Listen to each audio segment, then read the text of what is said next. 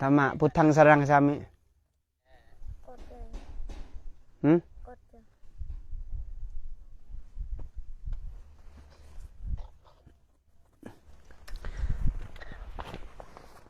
โอ้คู่มือนี่ลำบากฮะบ่เราก็ฟันเราก็ฟันกินนี่นะกำลังว่ารถ10 ล้อหลายตีนลากเนี้ยเอาลองดูอ๋อก็ฝันว่ารถฝันว่าได้ขับรถใหญ่เมื่อก่อนคนน่ะก็แปลกก่อนเชื่อเขาน่าสิได้ไปอินเดียเขาน่ะฝันว่าได้ขับเพื่อพาพายุและแม่ยิ่งแม่ใหญ่ผู้หนึงสักไม้กันเฒ่ามาตอนหับพระอาจารย์ว่าซั่นแล้วก็ผู้นั้นก็มามุ่นคนนั้นมาอยู่นี้เนาะแล้วก็ตัวนี้มาฝันอยู่นี่มาฝันว่าได้ขับรถหัวยาวๆคือรถไฟนะ ขณะก็เลยว่าเอ้ามันหึงเลยแหละบ่ได้ฝันแบบนี้ได้ เอามันก็แม่นได้ยากก็เป็นผู้นำเด้ผู้นำทางรถนี้ลูกน้องก็ไปถ่ายรถปฏิละไอ้น้องที่ว่าลูกนี่ยังต่างๆย่าภาษาแล้วก็จะเป็นแล้วบัดนี้ย่าเป็นผู้ขับรถพวกมาไล่เด้พวกมาไล่บ่ดีระวังกันตกคลองไม่ต้อง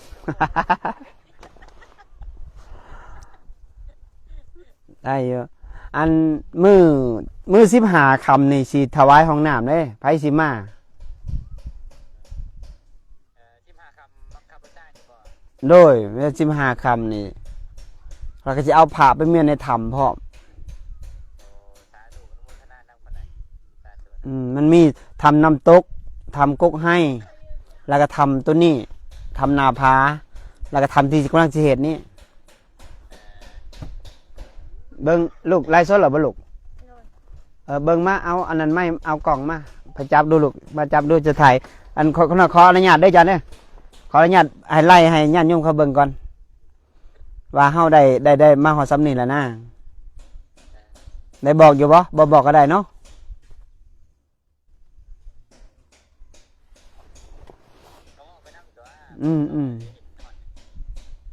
ตอนนี้เทเสาได้6 เสาแล้วห้องน้ำแล้วรอดถวายห้องน้ำ2 ห้องเลย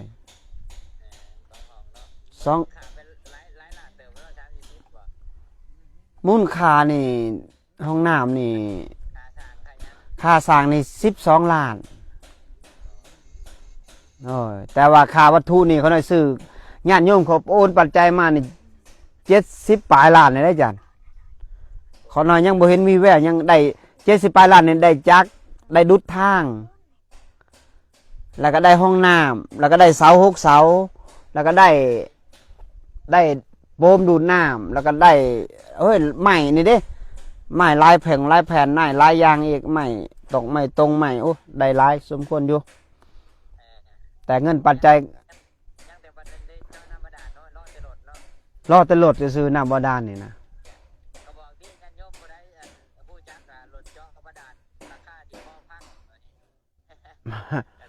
เขาว่าตอนนี้ในบ้านเขาแจ้งมาว่าเท่าไหร่30 ปลายล้านเกือบ50,000อ่ะเจาะถึงหัวผู้ได้นี่คันเจาะอยู่หลังผู้อีกราคาอีกนึงอีกประวัติรถน้อยมันเจาะถึงหัวผู้บ่ได้อ่ะนะอันนี้รถใหญ่เนาะอันนี้รถใหญ่เจาะถึงหัวผู้เจาะลงผู้ใหญ่เลยเนาะแม่น30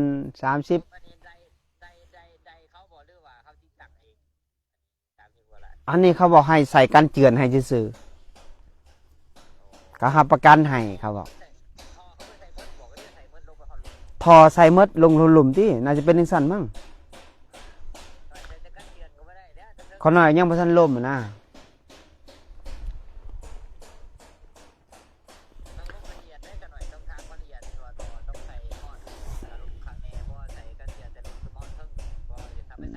โดย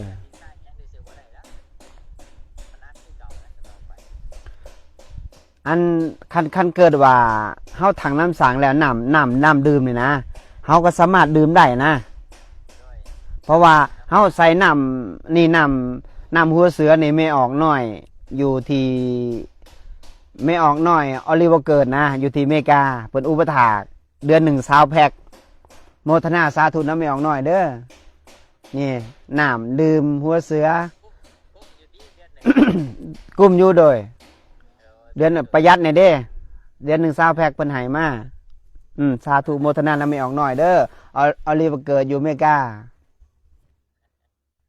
ตอนนี้กำลังมื้อนั้นได้กะโลเศร้าอันนั้น20แพ็คของไม่ออกอันอยู่ฝรั่งเศสไม่ออกอันคำฟ้องมาริออนคำฟ้องอยู่ฝรั่งเศสเพิ่นให้มา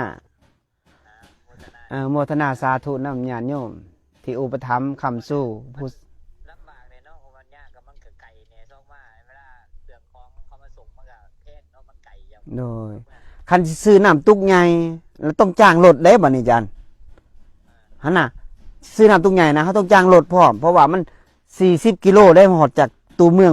มงผู้กระปีดแห่งนี้และบ้านตังวายน้ำก็บ่มีน้ำตุกขายพร้อมมีแต่น้ำผู้เสือนี่แหละเฮาก็เอามาไปซื้อเครื่องมากก็เอามาเลยนะมันง่ายนะมันง่ายแล้วบ่ต้องเสียค่าน้ำมันเพราะมันไปมาลำบาก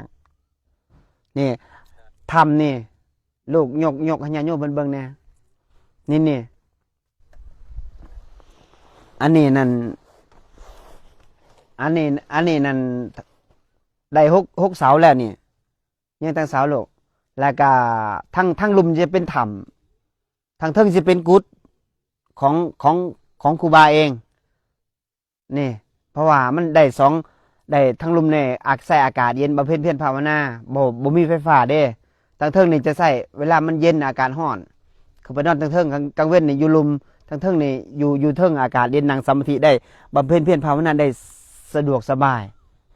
อันนี้กำลังมาฮอดคันนี่เด้อพี่น้องเด้อห้องน้ำแล้วเรียบร้อยแล้วห้องน้ำนะใกล้สิได้เริ่มใส่แล้วละใส่งานแล้วละแต่ว่ายังบ่ได้ถวายสิถวายมื้อ15ค่ำนี่ถ้าญาติโยมมากอ่ะมาถวายพร้อมห้องน้ำนำกันเด้อญาติโยมมาเอากล่องไปตั้งมงเก่าลูก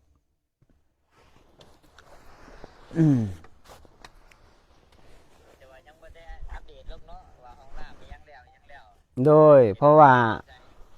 เฮาบ่อยากอัปเดตนะจะหน่อยอัปเดตหลายจะหน่อยเขาเกิดว่าเดี๋ยวมัน บ่อยากให้มีเสียงสะท้อนเข้ามา เพราะมันต้องอัปเดตลงแน่ขน่อยว่าคืบหน้าฮอดนี่เด้อมื้อนี้ถวาย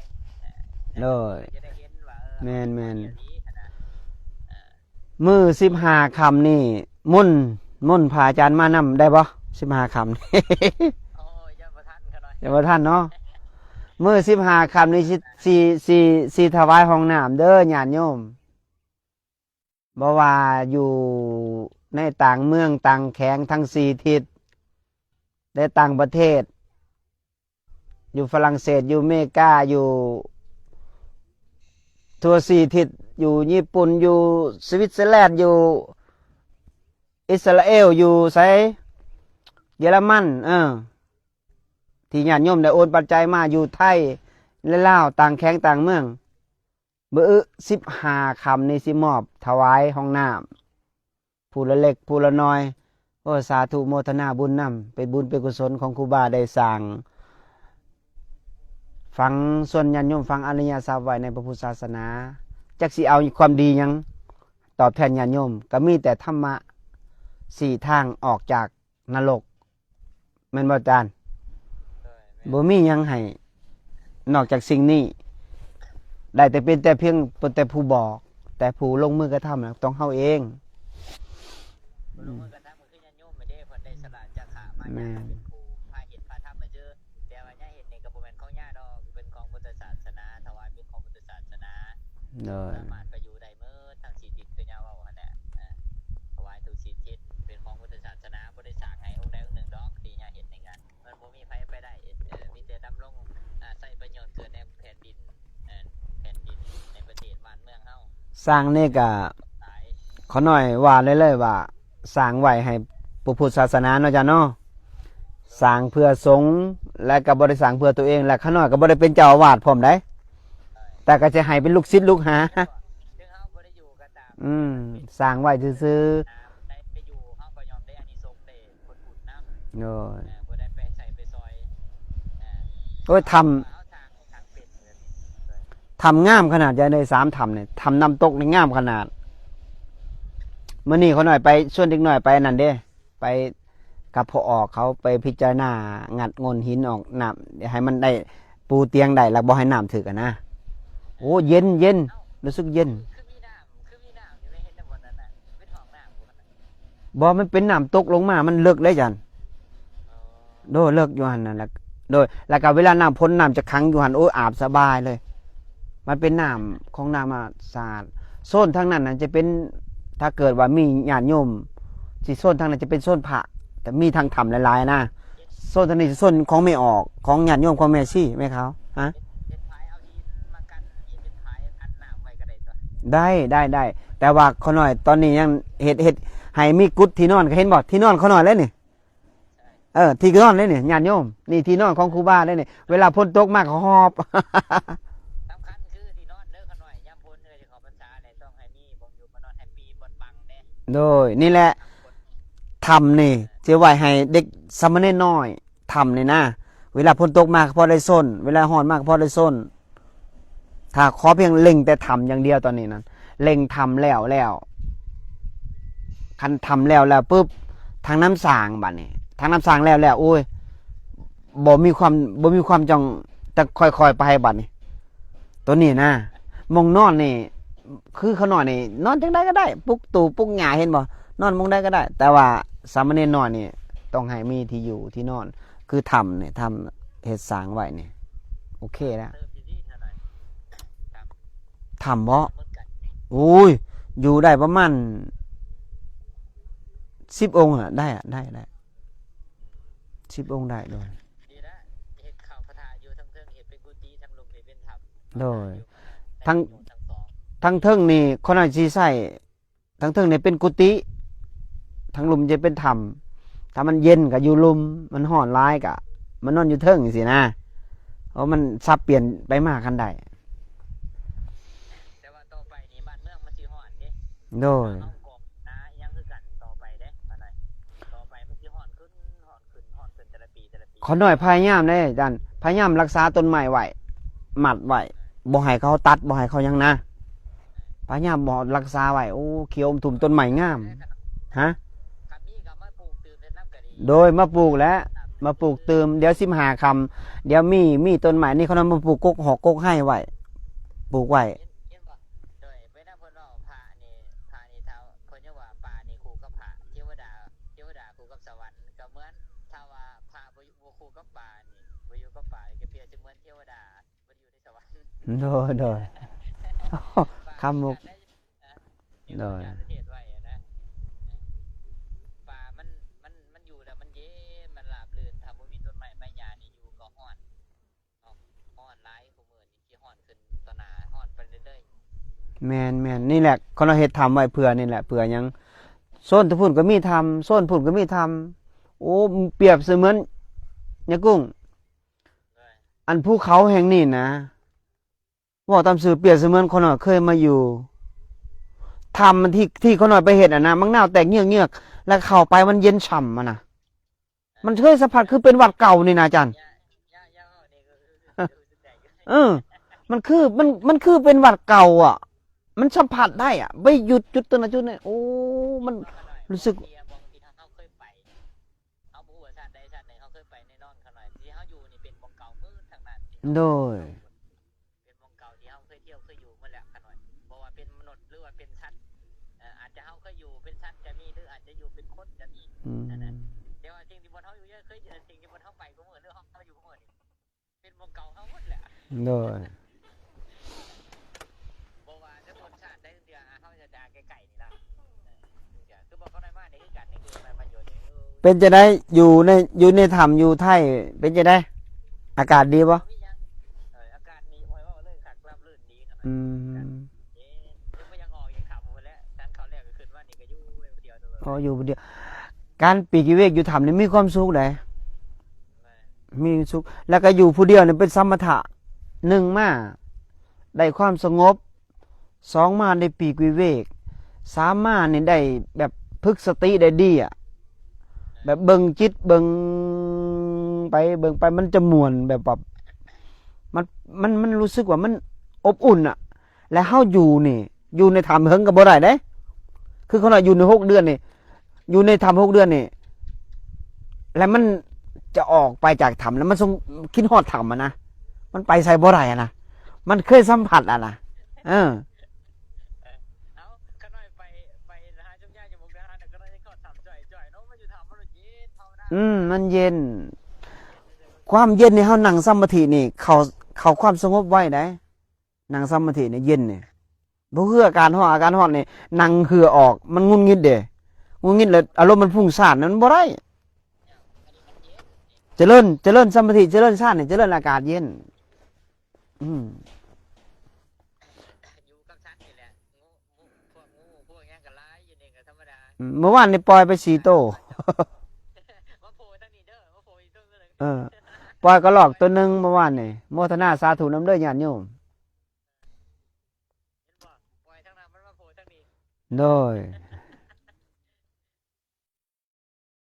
มัน เปิดไฟนั่นติลูกเปิดไฟโซลาร์เซลล์นั่นติลูก มันได้เบิ่งจิตเบิ่งใจเจ้าของอยู่ผู้เดียว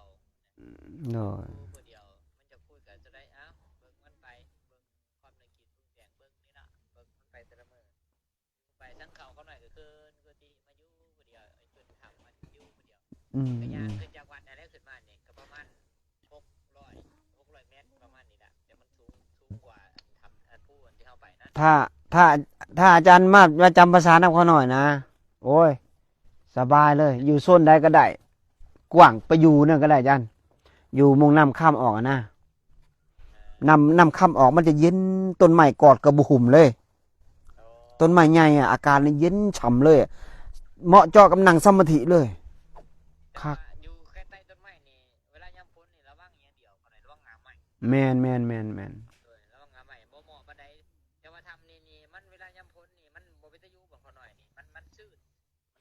นหน้ามันย่อยตลอด นั่นย่าเว่ามานี่ตอนนั้นนะตอนเขาหน่อยเจริญสมาธินักๆน่ะฝนตกฝ่าห้องลมพัดอยู่ใต้งากกมะกระบกเขาหน่อยหมู่เพิ่นหนี้มันน่ะใต้ต้นไม้อะเขาหน่อยมีแต่มันนึกในใจหมดพุทธังสรณังคัจฉามิหมดในพระพุทธพระธรรมพระสงฆ์ตายหอดเวลาตายมันอยู่ไสก็ตายนั่งอยู่หันจนสอดแจ้งพายุพ่นห้อง มีหมู่กัลยาณมิตรว่าอ้าวญาเมตตาเด้คือบ่หนีจากหันหนีก็แสดงว่ามันย่านตายเขาหน่อยบ่หนีเด้สู่จนชอดแจ้งเลยพาห้องหมดคืน เขาได้เชื่อในเรื่องสัจจะหรือว่าเรื่องบุญของเฮานี่เขาหรือว่าฮอดข้าวกรรมของเฮานี่ทำฮอดข้าวตายบ่ตาย แม่น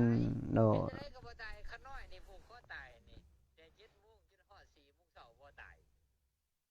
มันแปลว่าอันนี้เราประสบการณ์เด้อบ่แม่นว่านะ โดย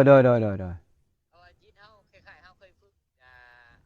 ฝึกสมาธิจากครูบาอาจารย์มาแต่ยังน้อยเคยฝึกเลยมันสะสมมามันมีมื้อหนึงที่มันถูกแห้งอันนี้ถูกแท้ตัวถูกมีทางออกทางเขาเนี่ยมันก็เพิ่นผู้ที่ผูกคอตายมันแล้วเจ้นะกูคือบ่มีขาเด้เขาคือว่ากูบ่ดีแล้วไปยืนกับเขาก็เลยถอดเสื้อเอวไปหมัดนั่นแหละ อืม ก่อนข้อก็ไปจิตมันก็ดิ้งกลับไปห้องก็ปุ๊บโดดกระดับเลยก็เลยก็หน่อยผู้ซึ่งยังเลย โดย ว่าจึงมันว่าปานนี้คือมันไม้มันตกลงมาปูในความรู้สึกเมื่อนั้นเขาได้เดาเลยเนาะ อืม เดาเลยว่า จังหวะ แล้วก็มันตกมาปูในความรู้สึกคือมีครูบาอาจารย์ที่เขาหน่อยเคยอยู่น้ำเพิ่นในโบสถ์เป็นตีหน่อยมาอู้มาออกแล้วมึนยามในความรู้สึกมาเอ้ากูยังบ่ตายอยู่บ่แม่เลยห้องเขามาบอกกูก็เห็นยังว่ะผูกคอตายว่ะเขาบ่เชื่อกันหน่อย โดย แล้วโอ้ยเสือนี่ว่าโอ้ถ้าว่าฮอดข้าวไก่จะแค้นผ่านี่จะราคาเป็นล้านกระตันจะแค้นสุดฤทธิ์ก็อย่าตายคือเก่าหั่นน่ะเขาได้บอกเขาได้บ่ได้แค้นหยังเขาได้จะระลึกถึงคุณครูบาอาจารย์คุณพุทธพระธรรมพระสงฆ์นะคุณพุทธเจ้านะเขาได้เสือเลยเรื่องกรรมเลยบ่นี่เสือเลยโอ้ยังมันเลยแบบโอ้บ่มีทำบ่ฮอดมือตายเฮ็ดได้ก็บ่ตายแล้ว เขาหน่อยแค้นเขาหน่อยแค้นสติกูมื้อนี่แค้นสติอย่างเดียว ของครั้งแท้ๆคือสตินี่แหละ มันบ่ตายยังไผตายคือร่างกายตาย ความคิดมันหลอก ทุกสิ่งทุกอย่างบ่มีไผตายดอกในโลกใบนี้ถึงเขาจะเอาปืนมายิงนี่ก็บ่ตายจังได๋จิตมันบ่มีมือตายอ่ะ อืม ตายจะร่างกายวะ แต่ห่างกายอ้าวว่าแท้แล้วถ้าคนข่าว่าเฮาภาวนามาฮอดอยู่ตรงนี้แหละว่าฮู้ยังคิดว่าตัวเองตายอยู่มันเป็นไปบ่ได้มันบ่มีมือตาย ไม่บ่ถ้าเขาไปเห็นมันบ่เกิดบ่ตายแล้วก็บ่ตายแล้วบัดนี้ อืม เกิดมันก็ต้องเห็นอีกเกิดตายก่อนให้แล้ว แม่นเด้อ ตายบ่เกิดบ่ตาย อ่ะเขาเรื่องเนาะญาติโยมเขามาเบิ่งหลายแล้วบ่ลูกมีอยู่บ่ โอ้45แล้วอ่ะเขาเรื่องเนาะ ได้ๆเอา อืม เอาการเว่าการไปอยู่ถ้ำจะอยู่พิภาษาเนาะ การเริ่มต้นที่ว่าเฮาได้บำเพ็ญเพียรภาวนาถ้าว่าญาติโยมได้ฟังแล้วได้ปฏิบัติได้เฮ็ดตาม ถ้าเกิดอยากเจอจุดตรงนี้นะอยากเจอความสงบ เพราะว่าถ้ำนี่มันบ่มีหยังหลาย แค่เฮาฝึกสติ ไปตัดพวกอารมณ์ราคะโทสะโมหะอารมณ์ที่ว่ามันคิดหลอกลวงเฮาตลอด คิดที่ผ่านมาคิดทุกย้อนความคิดขังเฮาหลายภพหลายชาติแหละคิดทุกในความคิดบ่ได้ทุกย้อนหยังทุกย้อนตัณหา ความอยากได้อยากมีอยากดีอยากเป็นพอมันคิดกังวลนิดนึงกับทุกข์กับความคิดเฮาออกไปใส่บ่ได้เฮาอยู่แต่ในความคิดนี่ มันมีพลังอย่างมากมายมหาศาล มีอิทธิพลหลาย เขาน้อยไปฝึกสมาธิน้ำผาอาจารย์สมหวัง28 มื้อสาธุพ่อแม่ครูบาอาจารย์แต่บ่มีเพิ่นเขาน้อยคู่สิมืดมนอีกหึงเพราะว่าเพิ่นสอนเขาน้อยนั่นเพิ่นบ่ได้สอนหยังหลาย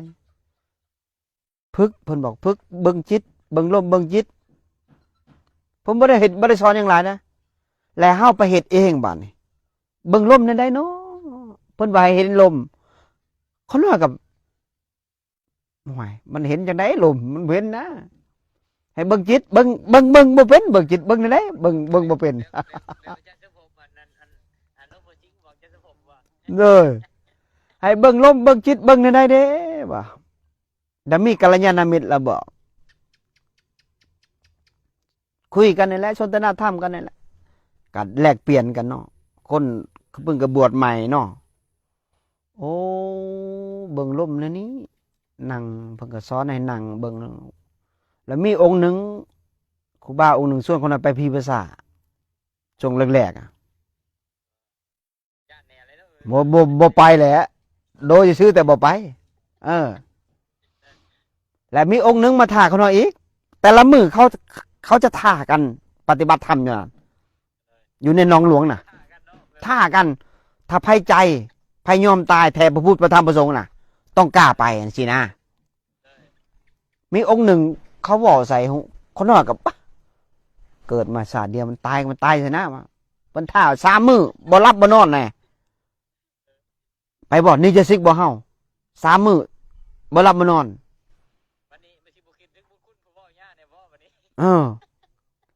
อันเขาน้อยก็บ่มีหยังแล้วบ่ให้ยันหมู่เว้านะอาจารย์ยันหมู่เว้าทั้งหลังนะว่าเฮาอันนั้นจิตใจขี้ยานก็คึงไว้ก่อนนะเว้ยมานะภาวนาแต่มื้อนั้นมาเขาก็ท่าคืนเลย7 มื้อ 7 คืน7 มื้อ 7 คืนน่ะเขาน้อยบ่นอนเริ่มปฏิบัติใหม่ๆนี่จะซิก7 มื้อ 7 คืนอยู่ในอัน ผู้คิริธรรมมงกฎเด้อยู่หนองหลวงกลางเว้นนั่นเฮ็ดล้านถ้ำกลางคืนนี่จะซิกบ่ได้นอนอันนี้แล้วก็หน่อยเพิ่นยังว่าอาศัยความอยากเนาะอาศัยความอยากอาศัยความแบบว่าอัตตาตัวตนเพิ่นละตัวตนเนาะโดยแบบว่าคล้ายๆแบบว่าบ่ได้นะพาจิมาเว้าเฮาแบบว่าเสียเปรียบบ่ได้นะว่าไงอย่าเสียเปรียบเด้เสียเปรียบบ่ได้เฮาว่าตัวตนเด้ว่าเอาตัวตนนี่เพิ่นละตัวตนโดยทุกอย่างคนน้อยเข้ามาจุดนี้ปุ๊บ 7 มื้อ7 คืนคนน่ะบ่นอน ความอยากนี่ กินนี่นะซันนี่นะมันช่วงนั้นก็ยังมันยังบ่แข็งๆได้ยังกระลุ่มกระพุกพุกภาพอยู่ได้มันแต่ว่าเขาหน่อยใส่ยางหลายกว่า ใส่ยางอย่างเดียว นั่งในบ่ปานใดชั่วโมงเดียวเต็มที่นั่งสมาธิเนี่ยชั่วโมงเดียว ใช้ยางอย่างเดียวยางอยู่หันจนฮอดตีสี่จนหมู่ตีสามจนมันตีแต่งแรงข้างลงไปนั่งสมาธิอยู่ลานถ้ำนะพอตีสามลงมาอากาศหนาวแน่ผ่าสังข้านี่2 สานเอาบ่อยู่ความหนาวอยู่ปากซองนะ เชื้อเยอะอยู่บางช่องนะ โดย ขนาดไปอยู่แถวหินนั่นหินพันปีนั่น อืม ขนาดไปกลางเต็นท์นอนไปเดียวก็นอนอยู่เท่านั้น หินอยู่หันมันมีเป็นเมืองโบราณอยู่ข้างหลังเป็นน้ำตก และมีถ้ำมีหลายถ้ำและเขาจะเลือกได้เลยว่าถ้ำนั้นถ้ำนี้โอ้ยอยู่พึกจิตในสุดยอดเลยช่วงหน้าฮ้อนเนี่ยคนเราจะคิดฮอดได้ฮะ ธรรมชาติดีค้าก็ตื่นเช้ามาบอกคุยยังเนาะ โดย อันช่วงหน้าฮ้อนคนเราจะคิดฮอดปากซอง แต่ว่าคนหน่อย คือปีนี้คนเราบ่ได้ไปปีการคนเราไปหากัลยาณมิตรไปบำเพ็ญอยู่หันอยู่นี่หมู่พาไปเด้แต่ละจุดเด้ไปกราบพ่อแม่ครูบาอาจารย์แต่ปีนี้บ่ได้ไปพอดีกลับมาพอดีถวายดินให้ก็เลยบ่ได้ไปเลย นี่เขาหน่อยว่าก็คิดอยู่ได้นี่อยากจะไปจาริกตุดงค์ตามพีภาษาทอยู่ได้นี่นะ6-7 บาทนี่อยากไปอยู่ได้แต่ว่ามันค่านี่นะมันไปบ่ได้นี่นะ ค่ายัง เด็กน้อยเขาก็อยากไปนอนพีภาษาทแหละ ในเมื่อไอ้เฮ็ดแล้วก็มันก็ต้องเฮ็ดให้มันสุดก็ได้ โดยบ่แน่ตะคุดอันนั้นสั่งแล้วร้อยก็ยุติเด้อญาติโยมสิโอนไผสิโอนปัจจัยก็ต้องเบิ่งเด้อญาติโยมเด้อเบิ่งคัก นี่บ่ในเมื่อย่าบอกอยู่ที่ย่าเฮ็ดเป็นคลิปแล้วบอก ๆอืม เด้ออาตมาพอแล้วเฮ็ดจบแล้วพอแล้วสำเร็จมีแต่ปฏิบัติพอเนี่ย ตอนนี้นี่มูลค่าที่ญาติโยมโอนปัจจัยมา70 ล้านนี่ก็ซื้อเครื่องจ้างสร้าง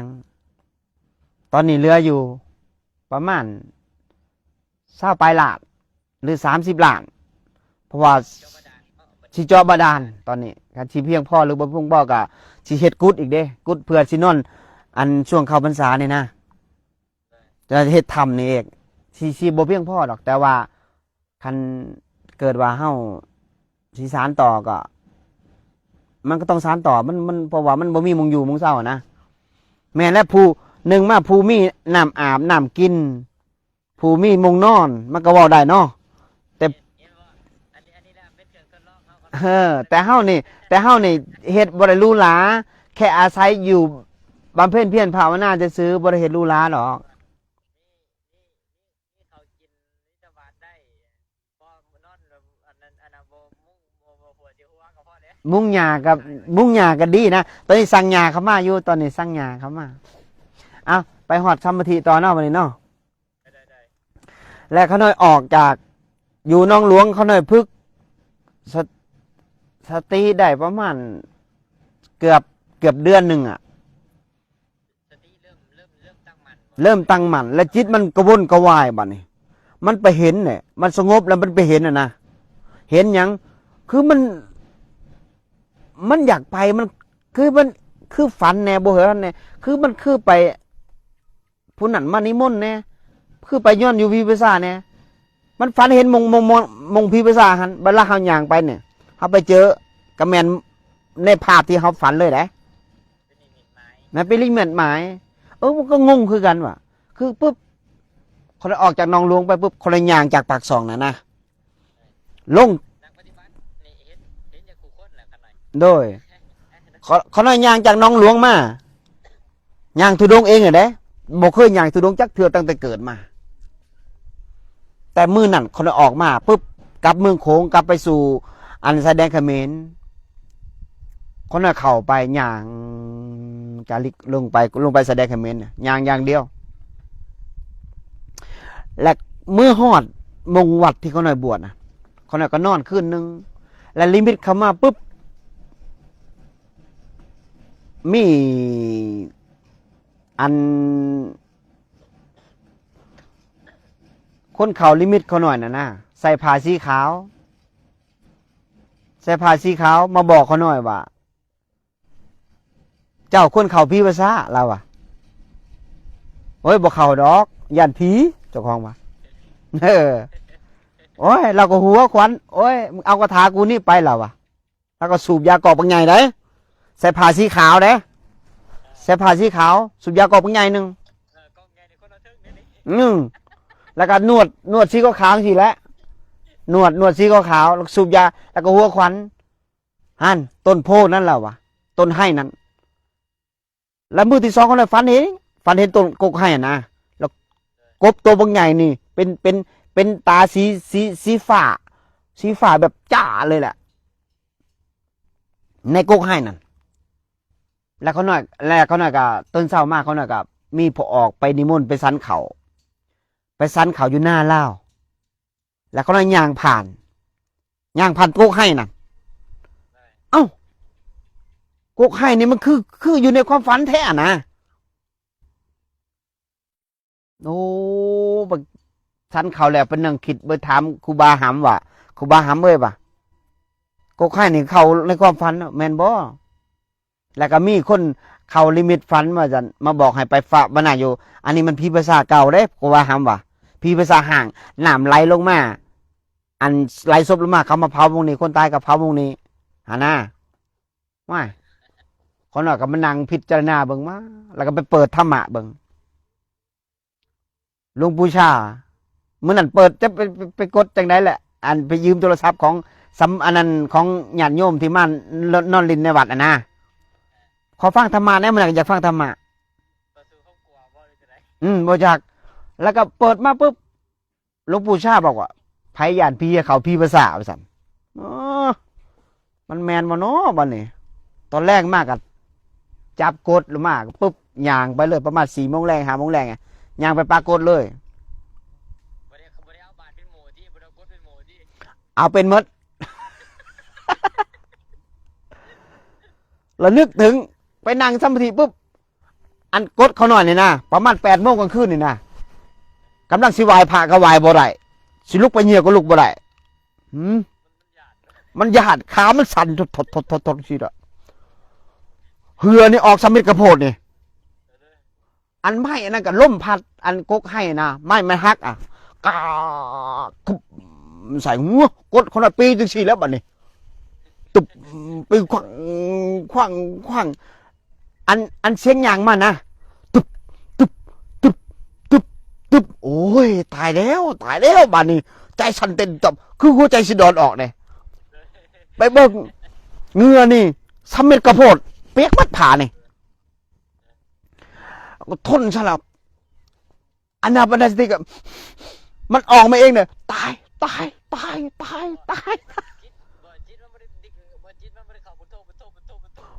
มันพุทโธเอาบ่อยู่ตอนนั้นพุทโธเอาบ่อยู่แล้ว เอาบ่อยู่มันออกมาตายคักมันตายคักมันว่าอย่างนี้นะสุดท้ายมันอันมีคนมากระซิบใส่หูอันน่ะมึงสิตายไอ้สังมันวะมันเป็นดวงวิญญาณมันฆ่ามึงบ่ได้มันวะ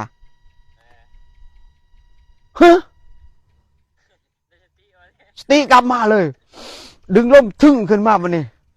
มันแมนได้มันเป็นดวงวิญญาณมันฆ่าเฮาบ่ได้แต่ได้ว่าซั่นยังมีตัวเฮาอยู่นะแล้วก็นั่งกันไปดึงลงไปปุ๊บแล้วก็มิ่งเข้าแล้วก็เรียบร้อยเลยโอ้ยอันนี้อันเหือที่เปียกน่ะเป็นน้ำก้อนแช่เย็นเลยเย็นฉ่ำเลยโอ้ฮะโดย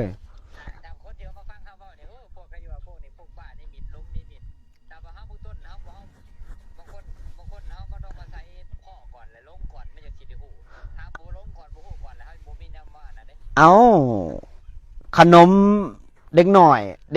มันหายสิเอายังอ่อยมันกันนอกจากขนมมันแล้ววะไม่แล้ววะมันใหญ่ขึ้นมากกับบ่กินอีกเฮาก็ฮู้จักเฮามีปัญญาตัวนี้มันเป็นจุดทางผ่านเด้ยินบ่ถ้าเกิดว่าเจ้าไปยึดเอาอันเจ้าย่างผ่านไปแล้วเจ้าดึง แบกทางนั่นแบกขึ้นมามันก็นักตายแมันบ่ เลย มันเป็นแถวบนทางผ่านซื้อๆจุดๆนี่น่ะ เลยเราเป็นประสบการณ์ อืม เผื่อบางคนเนี่ยพ่อมันพ่อเพิ่นกันไหนยัง โดย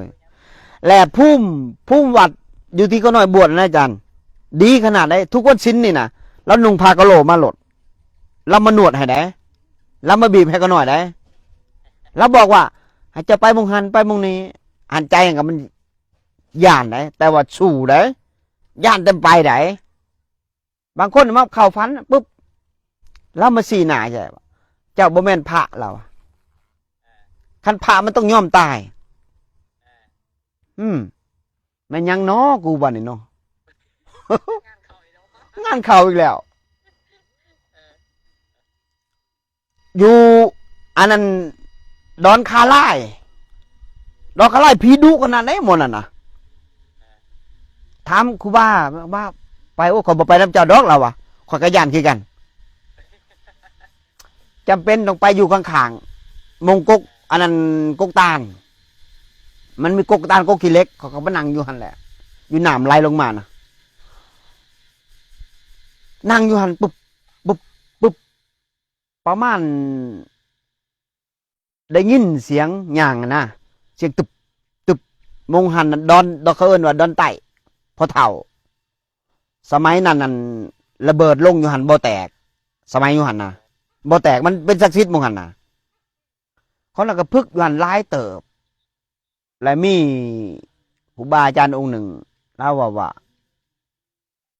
ถ้าว่าซียักคักอลีลอพูดแล้วผู้เขาควายพูดแล้วเขาหน่อยก็ตัดสินใจประกราบพ่อแม่ครูบาอาจารย์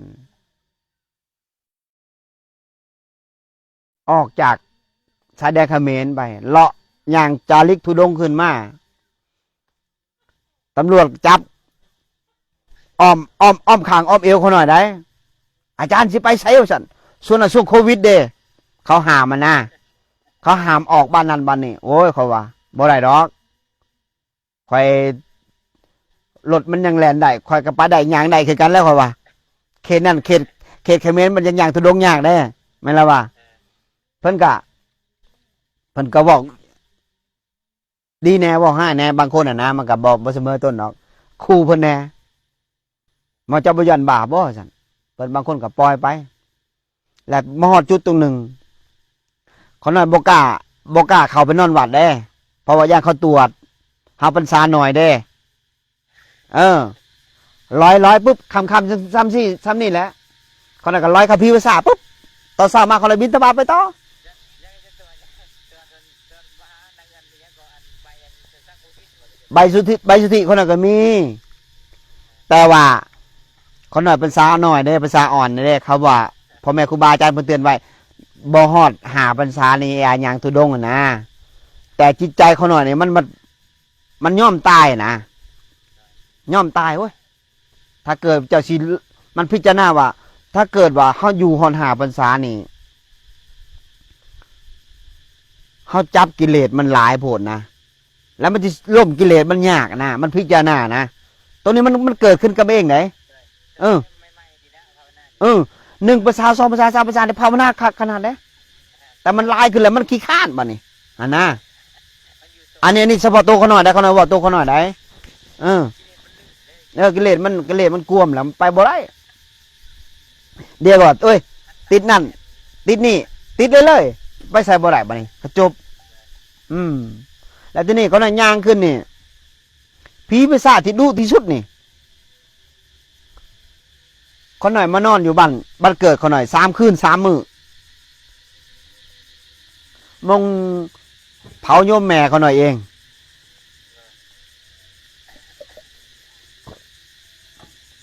เขาหน่อยมีเทียนอยู่เล่มหนึ่งทำนี่แหละก็ไปจูดเทียนไว้ดังแรกก็ไปกลางเว้นนั่นแหละก็ยังบอกแข็งแกร่งไปไหนได้ส่วนนั่นแหละแต่ว่าใจมันสู่ไปนั่งวิสามือติบิดคันเฮาบ่ไปอันลิมิตตัวเข่ามาหาอาจารย์มาซี่หน้ากันหน่อยเรื่อยๆเลยมึงบ่แม่นพระเรามึงบ่แม่นพระ มึงหยาดผีเอากระทานนี้ไปเนี่ยอธิธามิเราอ่ะก็เลยจะเป็นต้องไป หรือว่าเราเป็นที่บางครั้งเลยเนาะ โดย มึงบ่แม่นพระเราอ่ะก่อนนั้นก็เลยไป แต่ว่าการเป็นนางอยู่มงโยมแม่เนี่ยสาธุขอหน่อยคือว่าอบอุ่นเถอะเด้คือจังมีแบบว่า มีผู้รักษาเฮานะมันก็จุดโยมแม่อยู่มุงนี้ขอหน่อยก็นั่งอยู่มุงนี้แล้วใกล้ๆโยมแม่นะไปนั่งอยู่3 มื้อ 3 คืนอยู่หันแล้วก็ย้ายเคลื่อนไปอยู่มงกะพังพีดิบหันพังพีดิบนี่คนส้นเผาเราเทิงอ่ะชนลายสิพังได้จัน ฟังคนตายทีเดียวไม่ได้เก็บได้ใครเนาะตายเลยรถตับรถยั้งก็เสียตายแห้ง ตายนอนเลอนี่นะ ตายแห้งเนาะ เออเขาหน่อยก็ไปนั่งอยู่ข้างๆนั่นตรงนั้นน่ะเขาหน่อยกับโทรศัพท์กับบริใส่ปัจจัยกับบริจับแบบย่อมตายนะถวายพระพุทธพระธรรมทรงตายงงและที่นี่เขาหน่อยเลยไปแบบเรื่อยๆบิณฑบาตชั้นไปเรื่อยๆขึ้นเลาะไปเจอผีภาษาบ้านตัวเองอ่ะยังบ่หนักได้บ้านตัวเองยังบ่หนักไปเจอผีภาษาบ้านโนนเราเทิงคือกัน ไปนอนปรากฏอยู่นี่แหละปรากฏปุ๊บอันประมาณ9 โมงกลางคืนเขาในเขาบอกว่าญาติโยมเขาบอกว่าอันนั้นครูบ้ามีอาจารย์องค์หนึ่งมาแล้วหอบกดไปกลางคืนนะเขาบอกนะไม่ใจมันจะถอยได้บ้านี่กูจะไหวอยู่บ่มันคือแห้งแท้วสันมันถอยจากมันยากแล้วบ้านี่แล้วลึกถึงอาจารย์ที่ว่าเขามาสอนในลิมิตอ่ะนะเขาบอกกันนะมึงบ่แม่นผ่าสินะโดยแล้วก็เอ้าคันเกิดว่าเขาจะยอมแพ้เขาบ่ได้เด้เดี๋ยวเขาจะดูถูกเขานะลุยเลยเข้าไป9 โมง8 โมงกว่าเข้าไปปรากฏประมาณ12 โมงกลางคืนมันเริ่มแล้วตึบโคตรคนน่ะเป็นยุงสี่แล้วกว่างล้างคอยหน่อยจริงสิมันสิซิงเขาหน่อยนะมันซิงบ่ได้นะทั้งสี่อ่ะเขาน่ะก็เบิ้งมันอยู่โอ้ไปเป็นชนะสิโอ้มันเปรียบสิมันกับไฟมันแตกจ้วดใส่กันนะจ้วดลึกก็แบบจ้วดใส่กันโยกเจ้าของว่ะเอ้ามึงเอาก็เอาว่ะตายก็ตายยอมแล้วบอกไปใส่แล้วว่ะแลนก็แลนบ่ได้คงว่าอันลิมิตบอกอ่ะมึงบ่แม่นผ่าแล้วบางสินะเขาเลยอันมันเสียงตัวมันกล้องในหูเขาหน่อยตลอดเลยทันสิแลนเนี่ยนะแลนบ่ได้ต้องยอมตายปุ๊บจนหอดตี 4โดยจนหอดตี 4 ตี 5เขาหน่อยก็มาไหว้พระแต่ว่าในพังตาเขาหน่อยเนี่ยเห็นแบบว่ามันตอนกดมันเป็นนะที่ตาไล่คือบ่จักหรือว่าอันเห็นคนยางใส่ผ้าตะโลอันผ้าตะโลคนเก่าๆตะเกียนะเห็นแต่หูขี่สอยไปสอยมาสิ้นแลนก็แลนบ่ได้แล้วทีนี้เขาหน่อยตอนเสาร์มาเขาหน่อยก็เก็บกดแล้วเก็บกดมาปุ๊บเขาไปบิณฑบาตในบ้านมีสารวัตรกับพ่อบ้านเขาบอกให้ฟังว่าโอ้ยอัญญาเอ้ยเมื่อคืนนี้เขาหน่อยอันนั้นผีมาหาเขาหน่อยเมื่อคืนเลยส่วนเขาหน่อยนี่แต่เฮือนหน่อยสันเพิ่นบอกนะคนละเทิงบอกภาษาบอกค่อยชัดเด้เขาหน่อยก็เลยว่าโอ้แม่นเซอบอกเมื่อคืนเนี่ยเขานอนอยู่พี่ภาษาเราบ่ฮู้จักว่าเขานอนอยู่พี่ภาษากันเราฮู้เราก็บ่ให้นอนด้วยกันอันน่ะ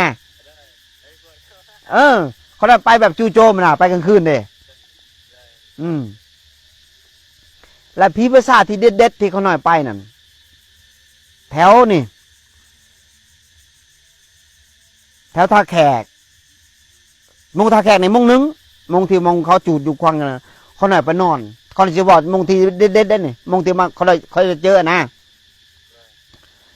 นั่งปุ๊บคนหน่อยก็แผ่เมตตาแต่ว่าเขามาบอกเซกซิบเซฮูคนไหนโอ้ยของอัญญาโบแซบดอกมันว่ามันบอกสินะผลบุญของอัญญาโบแซบมันวางสินะโยเจ้าของว่าผีก็ยังมีสิมิติอยู่บ่วะ มันแม้ว่ามันเป็นยังไงล่ะบ่เข้าใจ แล้วก็จุดภูเขาควายจุดภูเขาควายนี่เสียงหยาง เวลาเฮาตีหนึ่งตีสองเฮาบรรลุกับเสียงหยาง แล้วก็เสียงหัวขวัญเฮาตั้งสติ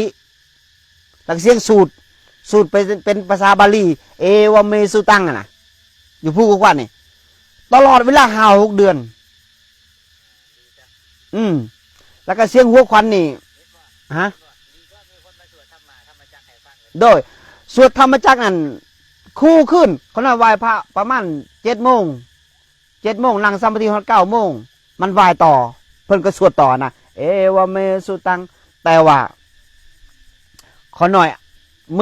มือต่อไปเขาหน่อยเห็นแล้วยินคู่มือเขาหน่อยคิดว่าเขาหน่อยสิเป็นบ้าเลยนะมันบอกเขาหน่อยว่าเขาหน่อยสิเป็นบ้าแล้วน่ะ แล้วเขาหน่อยก็เอาผู้ตัดสินขึ้นมา เอาสามเณรขบวชแกบะนำผ่าอาจารย์ทองใบเอาขึ้นมาฟังมันนั่งสมาธินำเขาหน่อยนะเขาก็ขึ้นมาก็บอก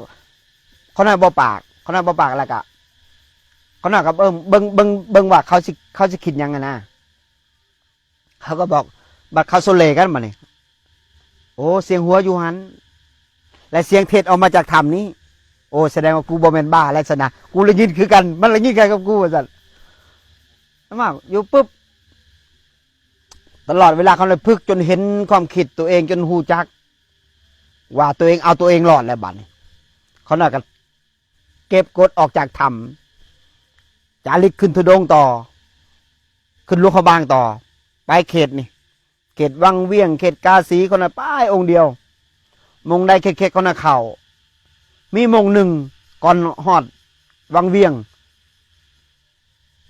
มงหันนั่นขาเขาหน่อยบวมเนี่ยจัน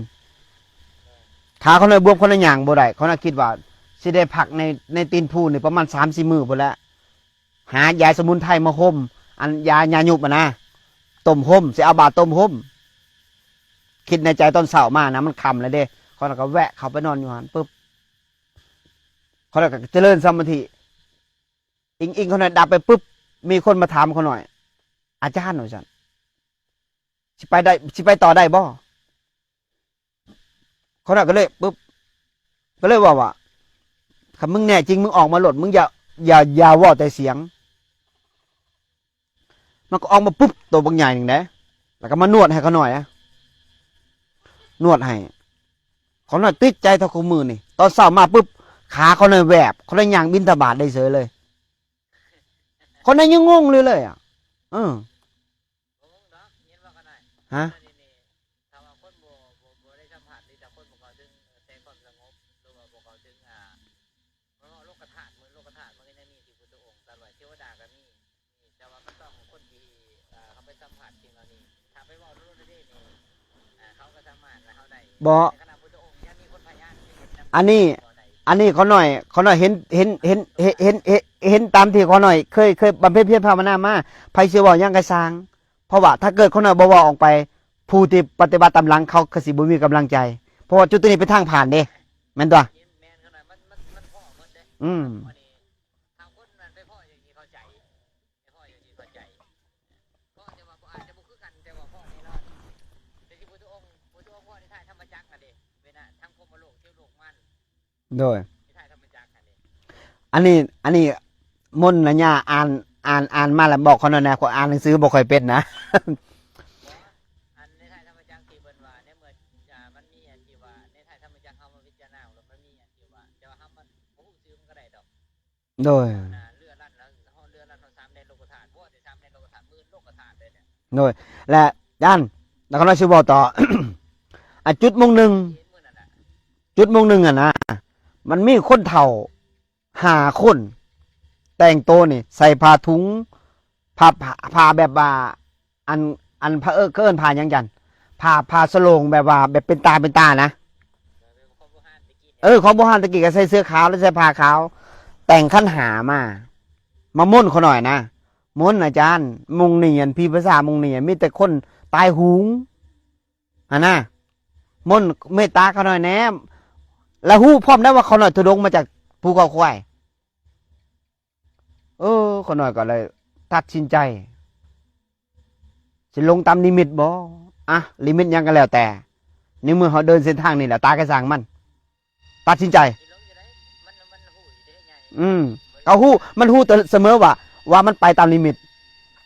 เขาน้อยก็เข้าไปพี่ภาษานั่น4 คืนกับ5 มื้อ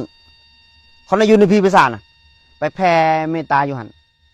แผ่เมตตาแล้วเขาน้อยก็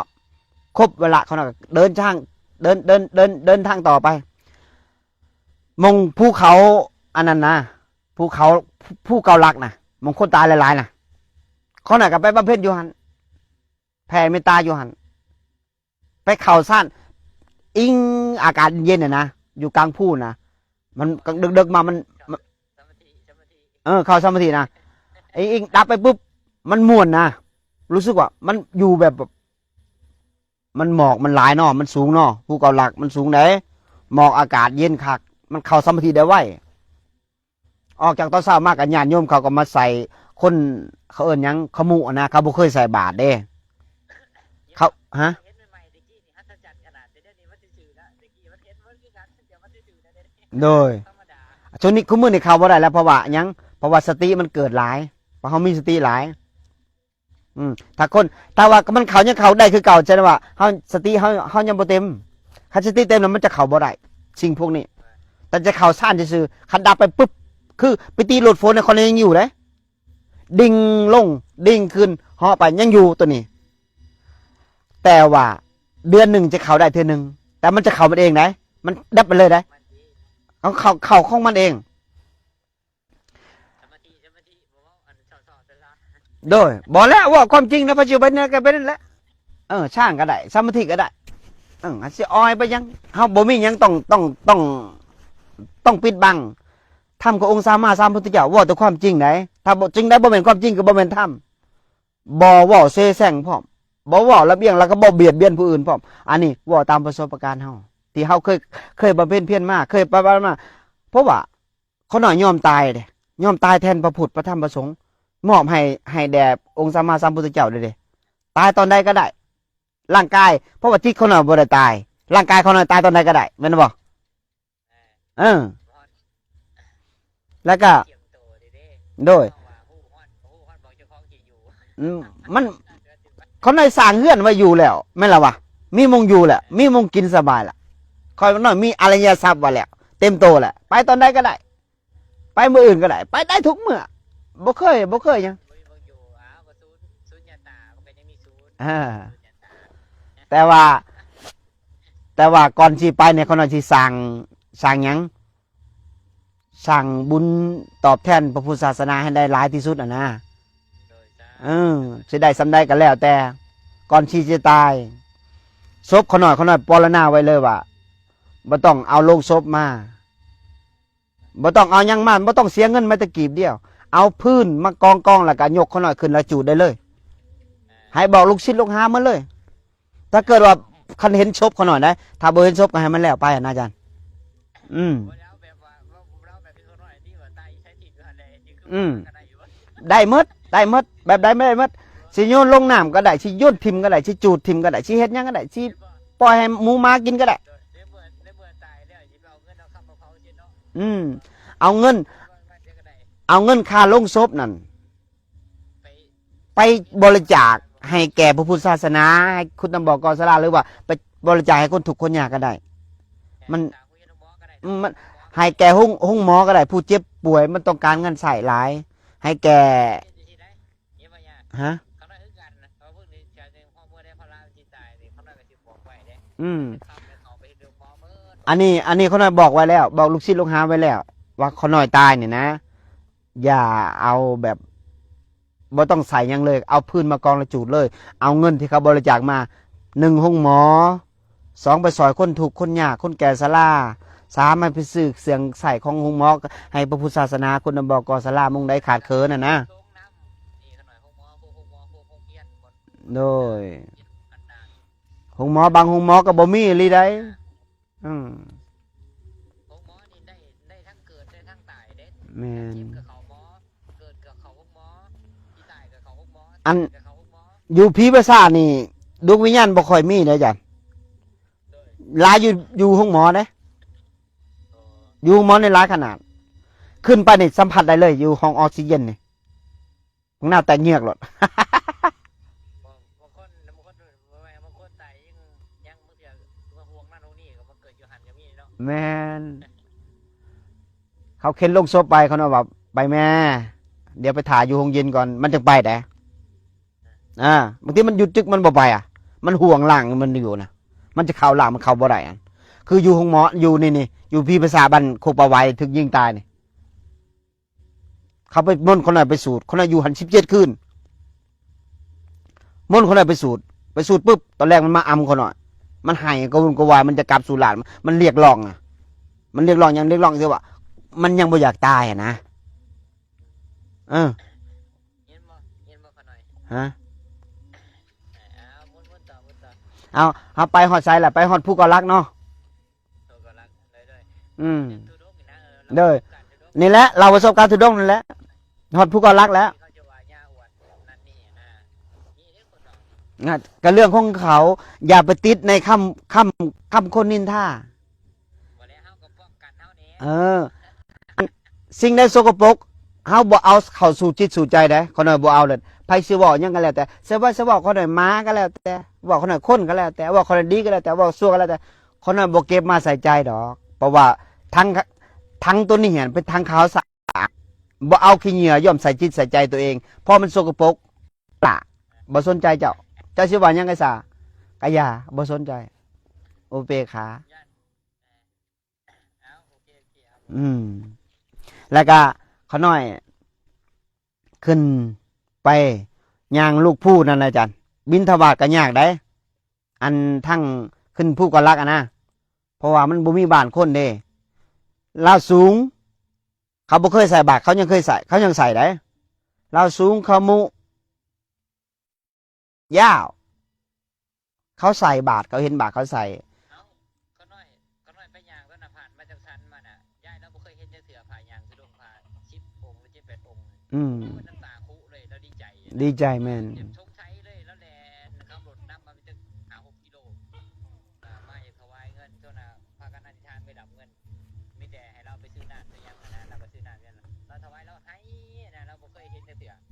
การย่างทุดงนี่คันเกิดว่าย่างผู้เดียวนะเฮาไปรับปัจจัยแล้วเฮานั่งสมาธิบ่สงบแน่นอน มันลังเลเดี๋ยวเขาจะมาขากูเงินบ่นี่สินะอาจารย์บ่หับดีกว่าการย่างผู้เดียวบ่หับจัดปัจจัยดีกว่ามันนั่งสมาธิมันสงบไว้นี่คืออันนี้ประสบการณ์เขาหน่อยได้ตอนเขาย่างได้ย่างตลอดทุกปี มีจักบาทเด้ คนน้อยบ่ได้มีจักบาทเด้ ถ้าว่า คันมีพ่อขาวไปนำมีสามเณรไปนำพ่อหับได้เพราะว่าเฮามีคนไปนำเด้อาบัติเฮาก็บ่เป็นอาบัติอะไรก็เฮาก็สมาธิเฮาก็เจริญสติได้ไวก็เฮาหับปัจจัยอะไรก็ทั้งอาบัติทั้งเฮาจิตดวงนี้มันปรุงแต่งได้เสมอว่ะเขาพี่ภาษามันปรุงแต่งว่าเจ้านายผู้นั้นมาขาเจ้านายผู้นี้มาป่นได้มันปรุงแต่งได้เสมอ ไว้นี่มีชีมีพวกเขาอยู่นี่เขาฟังว่าเขาจะเอา หาร้อยเนาะข้างในกัน แล้วเขาหน่อยขึ้นไปออกจากโอ้ยผู้เขารักอันเนี้ยไปรถมีทำมีมุงนังน้ำกินมีดื่มมีคนมาขับรถผ่านเขาเห็นเขาหน่อยนะเขามากราบตีนเขาศรัทธานะ ผู้เขารักนะคนตายหลายรถชนหลายเนี่ย แมนคนไทยหลายคนรถมันมาทางสื่อแล้วมันตายหลายแล้วก็เขาหน่อยไปนั่งแผ่เมตตาอยู่หัน เอาต่อวันนี้ผู้เขารักเขาใช้วันนี้ ก็ลงจากผู้ก่อรักไปเมืองน่าน ไปเมืองหยังลงไปเลือกเขาหน่อยก็ไปใส่ผู้ใส่ไอ้บุรีคำไส้ใส่เมืองไอ้สังพุ่นขึ้นไปใส่ ใช่หยาบอกคือใช่หยา ใส่หยะขึ้นไปใส่หยะแล้วก็ไปใส่หงสาใส่หงสาอันน้ำกินนั่นบ่ห่วงคนไหนบ่ถือเลยก็ได้เพราะว่าคนไหนถือมีอันยังก็ไม่ไผ่ซ้ำนี่หรอกไปเสียบใส่ตีนผู้แล้วก็นำไหลออกมาแล้วก็เอาจอกไปตรงแล้วก็สันโดยแล้วก็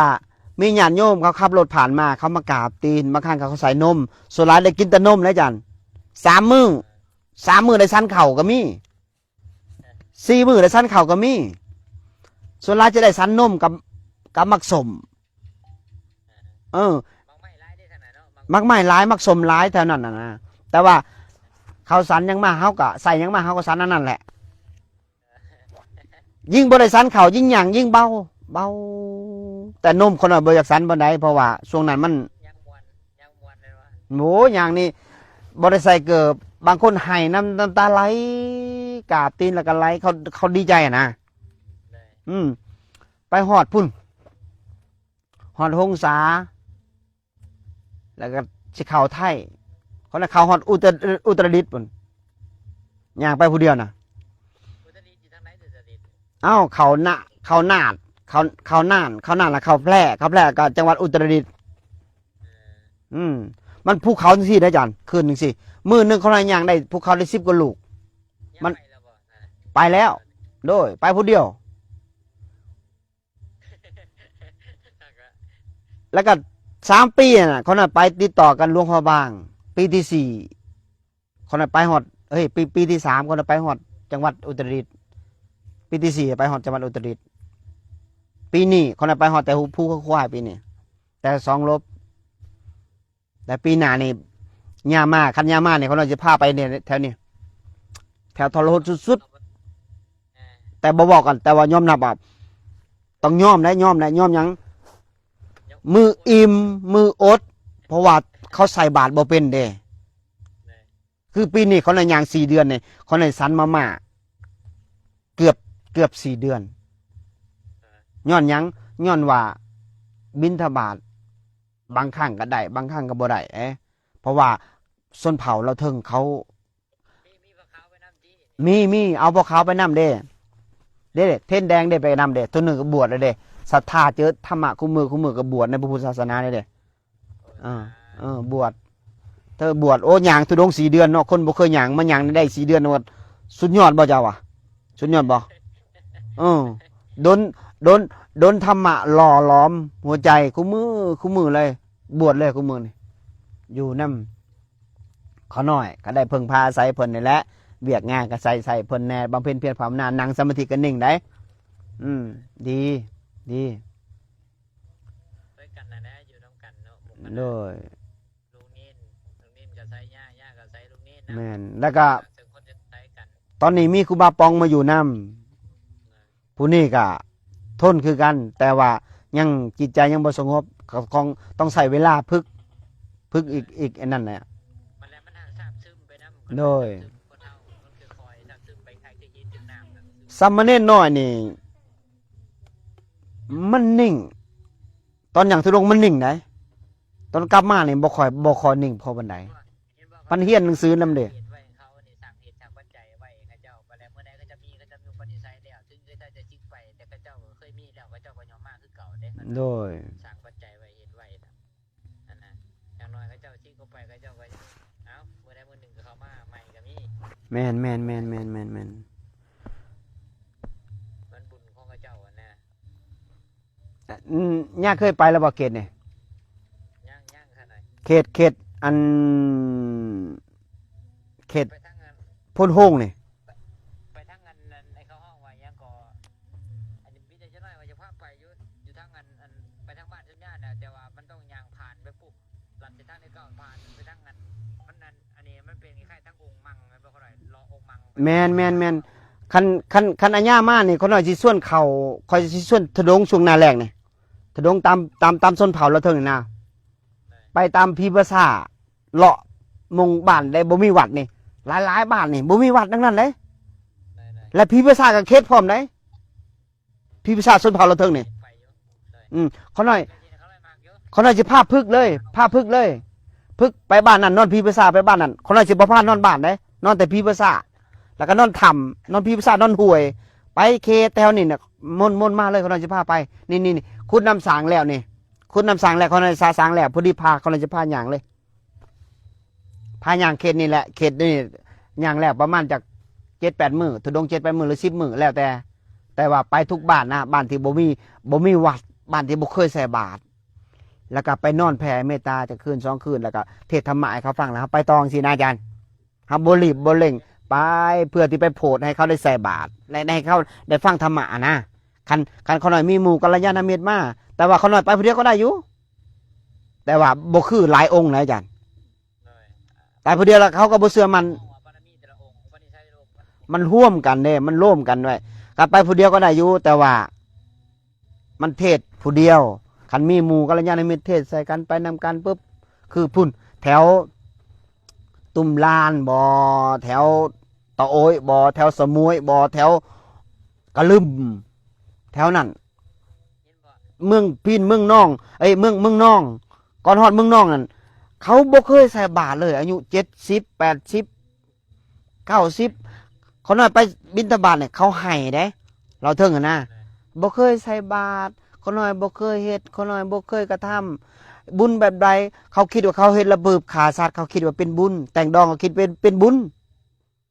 เมื่อเขาน้อยไปเทศน์ให้เขาฟังแหละเขาน้อยเทศน์ได้2ภาษาได้จันภาษาเราเทิงเขาน้อยก็เทศน์ภาษาเราลุมเขาน้อยก็เทศน์ตัวได้ประโยชน์กว่าเขาน้อยก็เทศน์ให้เขาเมื่อบ่ได้ประโยชน์เมื่อมันภาษาเราเทิงเจาะเขาบ่ได้เขาเอาภาษาเราเทิงยัดเข้าไปก่อนเขาเลยจึงเอาภาษาเราลุมยัดเข้าไปทีหลัง แม่นบ่ย่ามีพื้นฐานเรื่องภาษาเขาได้ได้ย่าคือเพื่อนนะ โดย มันก็น่าฟังเด้เขาก็น่าฟังบอกคนคือกันวันนี้มาบอกวันนี้นะบรรดาเด็กคนแบบมันก็ได้นะเฮาในห้องวานี้นะเฮาไปโปรดแท้ๆแล้วไปโปรดคนเดียวเขาบ่เคย โดยมุ่น เขาบอกคณะพุทธองค์ไว้นะพุทธองค์คนไปโปรดโปรดเจ้าที่ทหารหรือไปโปรดแต่ละมองนี่พุทธองค์ก็ย่างไปเด้อขน่อยย่างขณะพุทธองค์มิลินเหมือนธรรมดาแต่ว่าเป็นย่างพุทธองค์คือย่างเป็นโยดแต่ละมือนะ เขาน้อยบ่ได้มีหยังไดเขาได้มีแต่ตัวเปล่า อ้าวมื้อใดย่าสิมาม่นมาเขาจะพาจาริกทุดงค์แถวๆนี่แหละสิพาทรหดสิพาหาเข้าพีภาษา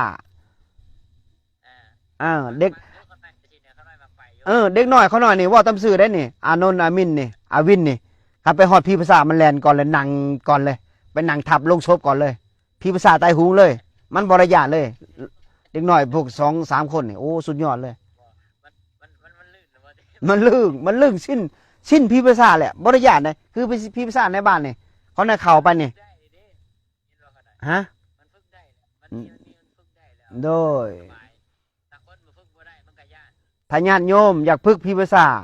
มาเด้อใครอยากมานํสิพึกสิส่วนพึก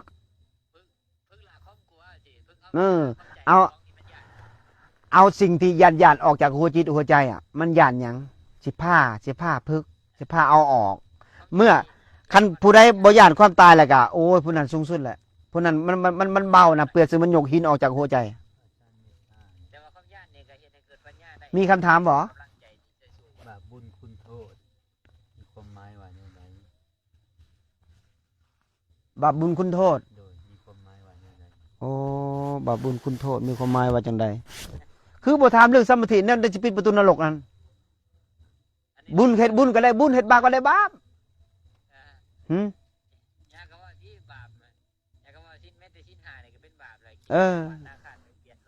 อาฆาตพยาบาทเบียดเบียนคิดบ่ดีฟังธรรมะคิดบ่ดีครูบาก็เป็นบาปไปเด้อบาปทั้งใจมโนกรรม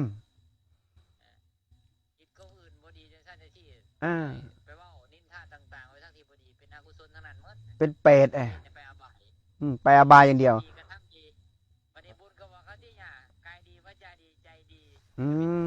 ทางกายวาจาใจคิดดีก็ทำดีเว้าดีมันก็เป็นบุญเมืองชนมีความกตัญญูนำเป็นสวรรค์เขตวัดเมืองชนนะถามแล้วดูเกิดมาได้จังได๋สิบ่จักบาปบุญกุศลเลยเขาว่าเรื่องสมาธิเพิ่นว่าเรื่องบุญเรื่องบาปมันเนื้อบุญเนื้อบาปแล้วว่าเรื่องสมาธินี่แต่ว่าเริ่มต้นแล้วก็บุญเฮ็ดบุญคิดดีกระทำดีเว้าดีด้วยกายวาจาใจแล้วก็อันเฮารักษาจิตรักษาใจนี่นะบ่ให้มันคิดอาฆาตพยาบาทเบียดเบียนน่ะนะรักษาศาสนารักษาศีลรักษาธรรมรักษาจิตรักษาใจนี่คิดดีเว้าดีกระทำดีเป็นศีลเฮ็ดให้จิตใจโลดร่วมไปทำไปสร้างคุณงามความดีมันตัวนี้แหละเกิดมาเพื่อสร้างบุญบารมีสร้างคุณงามความดี บ่ได้เกิดมาเพื่อแก้กรรมนะเจ้าแก้กรรมเจ้าแก้ไปตลอด แม่นบ่อาจารย์ เราแก่ตัวนั่นคือ คำว่าว่าแก้กรรมหรือว่าพัฒนากรรมตัดกรรมว่าไงตัดกร อื รม ม เรื่องสติมาอยู่กับร่มนี่แหละตัดกรรมคิดบ่ดีพยายามพัฒนาการเวียนละสิ่งเลวร้ายบ่กันได้อืม สิ่งใดที่มันบ่ดีละทั้งสิ่งดีๆที่เป็นกุศลให้เกิดขึ้นทั้งบุญบาปบุญโทษกันบาปบาปก็สิ่งใดที่มันบ่ดีเป็นชิ้นหานับเป็นชิ้นหากับแม่นเนี่ยเฮาบ่มีอยู่ในชิ้นหาก็เป็นบาปแม้แต่คิดพยาบาทอาฆาตเวรเปลี่ยนคิดแล้วจักหน้าที่ละลูก เกิดมโนกรรม อาจารย์จักหน้าที่ล่ะ จักเป็นดนแล้วว่านะหมายมันไม่ชั่วโมงไปแล้วว่า โมงหนึ่ง10 นาที โอ้เอา เนี่ยบอกอะไรบอกก็จะละเอียดในบาปบุญคุณโทษเดี๋ยวจะได้ในกายถ้าไม่ดีบอกคือยังบอกอีก อันเด้อญาติโยมเดี๋ยวครูบาสิได้ตัดตอนเนาะครูบาอาจารย์เนาะ ได้ บาปบุญคุณโทษเนี่ยกะคันเกิดว่าเฮาคิดบ่ดีกระทำบ่ดีวาจาบ่ดีมันก็เป็นบาปทั้งมโนจิตนั่นแหละบาปทั้งกายทั้งวาจาทั้งใจ ถ้าเกิดว่าเฮาคิดดีเว้าดีกระทำดีด้วยกายวาจาใจก็เป็นศีลรักษาจิตรักษาใจ รักษาศีลรักษาศาสนาคือรักษาจิตรักษาใจ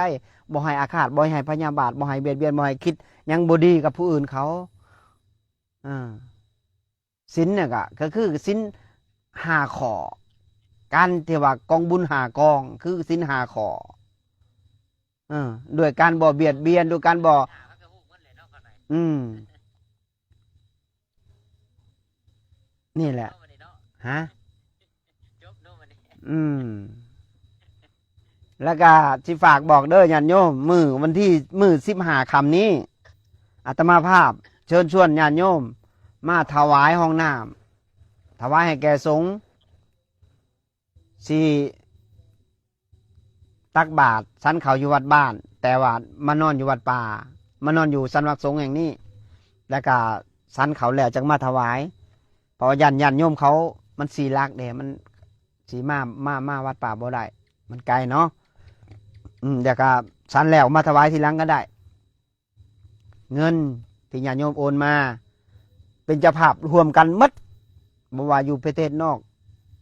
อยู่อเมริกาอยู่ฝรั่งเศสอยู่ว่าอยู่ทุกประเทศประเทศไทย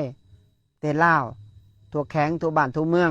เป็นเจ้าภาพหมดไม่ตะกีบเดียวครูบาขอโมทนาสาธุการนำญาติโยมที่ได้จาคะความตนีขี้เหนียวออกจากเนื้อจากโตได้สร้างคุณงามความดีคุณนำบอกก่อศาลาเพื่อพระพุทธศาสนาเพื่อให้แก่สงฆ์สีทิศได้อานิสงส์ให้แก่สงฆ์เป็นประโยชน์แก่สงฆ์นี่แหละคือคุณนำบอกก่อศาลาได้จาคะความตนีขี้เหนียวออกจาก ทุกคนเป็นส่วนร่วม จากเนื้อจากตัวครูบาขอโมทนานำญาติโยมที่ว่าปรณาไว้น้ำซาวแพกคือไม่ออกน้อยอลิเวอร์เกิดอยู่อเมริกากับไม่ออกมาลิคำฟองคำอ่อนอยู่ฝรั่งเศสที่เพิ่นปรณาไว้แล้วก็ต่อไปครูบาจะสร้างจะคุดน้ำสางในเป็นมูลค่า30 ปลายล้านบาดาลขุดบาดาลมันขุดน้ำสางขุดบาดาลแล้วก็ทำของครูบาเนี่ยก็เริ่มได้6 เสาแล้วเริ่มที่สำเร็จแล้วและเงินญาติโยมปัจจัยที่โอนมาตอนนี้ประมาณรวมแล้ว110 ล้านใส่ไปแล้ว80 ปลายล้านได้ห้องน้ำ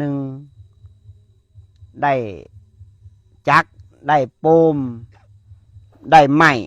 เห็ดสลาได้หลายสิ่งหลายอย่างได้เสา6 เสาได้เล็กได้ยังรวมทั้งหมดตอนนี้เหลืออยู่ส่วนเหลือเนี่ยประมาณ20 ปลายล้านหรือ30 ล้านหรือประมาณนี้แหละแต่ก็จะสร้างน้ำสางต่อไปอีกบุญใดกุศลใดที่ได้ครูบาได้สร้างบำเพ็ญเพียรภาวนาถ้าเกิดว่าบุญนั่นขอแผ่เมตตาไปทั้ง4 ทิศปัจจัย4โภชนะอาหารที่ได้จาคะละความตนีให้แก่สงฆ์คุณนำบอกกศลาขอแผ่เมตตาส่วนบุญนั่น ให้แก่ทุกรูปทุกนามจงได้หับผลบุญจากครูบาทุกรูปทุกนามทุกทั้งสี่ทิศให้อยู่ดีมีสุขเห็นแต่ความสุขครอบครัวอยู่เย็นเป็นสุขตื่นเช้ามาให้มีแต่สุขให้อายุมันควันยืนอายุวโนสุขังพลังเจริญในศีลในธรรมเห็นแจ้งในธรรมตามความเป็นจริงด้วยเถิดสาธุคำถามมีคำถามกับพ่อยังไม่ได้ตอบนี่เด้อ ไว้